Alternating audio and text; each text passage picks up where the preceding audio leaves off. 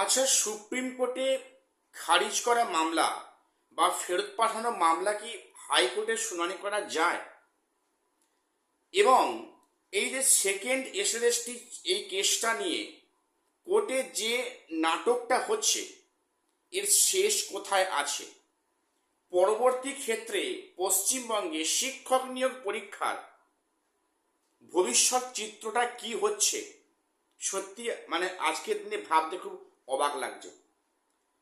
আচ্ছা, যে মামলা সুপ্রিম কোর্ট থেকে ফেরত পাঠিয়েছে বা খারিজ করেছে, সেই মামলা কি পুনরায় হাইকোর্টে শোনা যায়? দেখো, প্রথম বলি, আমি আইনের কোনো স্টুডেন্ট নয়, আমার সে অর্থে আইনের কোনো জ্ঞান নেই। তো তোমরা আমাকে বলবে যে সুপ্রিম কোর্টের খারিজ করা মামলা হাইকোর্টে শুনানি করা যায় কিনা, বা গেলেও সেটা কতখানি যুক্তিযুক্ত বা সেটা কতখানি বাস্তবসম্মত।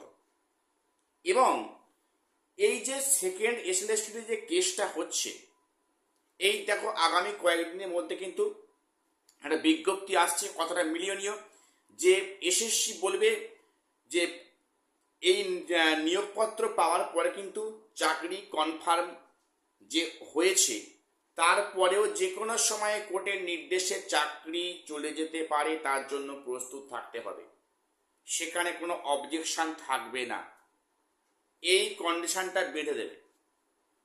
আচ্ছা, এই মামলা এখন তো হাইকোর্টে হচ্ছে, হাইকোর্টের সিঙ্গেল বেঞ্চে, এরপরে যাবে ডিভিশন বেঞ্চে, এ তো পরিষ্কার কথা, তারপর যাবে সুপ্রিম কোর্টে। তো বিষয়টা অ্যাকচুয়ালি কি হচ্ছে? এই যে যে সমস্ত ক্যান্ডিডেটরা এই হয়তো আগস্টেই স্কুলে জয়েন করবে, একাদশ দ্বাদশে, সেখানে তাদের ভবিষ্যৎটা কি? তারা যে সেখানে পোস্টে কাজটা করবে, এর সিকিউরিটি কোথায় আছে? যেখানে আগে অলরেডি ডিসেম্বরে বলেছে, আবার শীঘ্রই বলে দেবে যে এর ভবিষ্যৎ নির্ভর করছে কোর্টের পরবর্তী রায়ের ওপরে। এই বিষয়টা বলাটা খুবই সহজ, কিন্তু না, একটা বাস্তবে একটা ব্যক্তির এইভাবে চাকরি জীবন নিয়ে ছেলে খেলাটা কিন্তু মনে হয় ঠিক নয়। যেটা হবে ওটা আগে হয়ে যাওয়া ভালো, তারপর সেখানে জয়েন করুন। কারণ এর ফলে কিন্তু একটা ক্যান্ডিডেট সাথে অন্য চাকরিতেও যেতে পারত। সে এই যে অনিশ্চিত অবস্থার মধ্যে পড়লো, সে ক্যান্ডিডেট এই চাকরিটা পেলে সে অন্য চাকরির জন্য পড়াশোনা করলো না। ইন ফিউচারে যদি 16 মতো রিপিটেশন হয়, তা সেই দায়ভারটা কে নেবে? আজকে দেখলাম, খুবই খারাপ বিষয় লাগছে যে কলকাতার রাজপথে গ্রুপ সি গ্রুপ ডি কর্মীরা কীভাবে আন্দোলন করছে, যারা দীর্ঘদিন ধরে বেতন পাননি। এই 7-8 মাস কি আর বেশি হবে সম্ভব, আমার খেয়াল নেই, ওনারা বেতন অবধি পাচ্ছেন না, সঙ্গীহীন অবস্থার মধ্যে আছেন, কি করবে মানে ভেবে পাচ্ছে না। এই মুহূর্তে সরকারের কি উচিত নয় যে গ্রুপ সি গ্রুপ ডি রেজাল্টটা অন্তত পাবলিশ করে দেওয়া,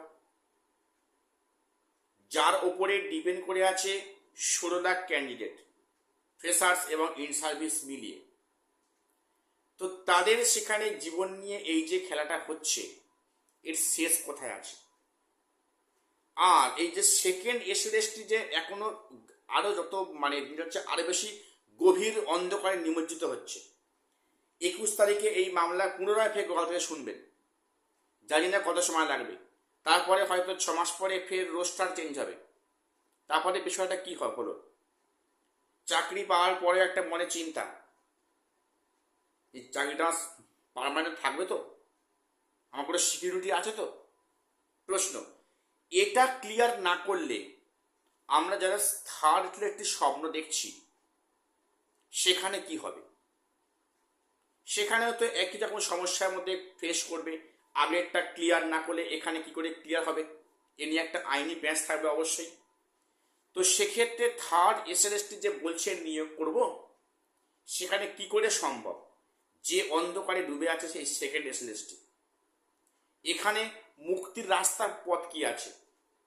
যেটা আমি বারবার চ্যানেলে বলছিলাম যে যে প্যানেলটা যদি আলাদা করা হতো কোনোভাবে, ফ্রেশার্স এবং ইন সার্ভিস 16 এবং 25, সেক্ষেত্রে কিন্তু এক্সপায়ারি অফ প্যানেল বা এক্সপিরিয়েন্সের মার্কস নিয়ে কোনো ঝামেলা থাকতো না, এবং সেখানে কিন্তু এত আইনি প্যাঁচ থাকতো না।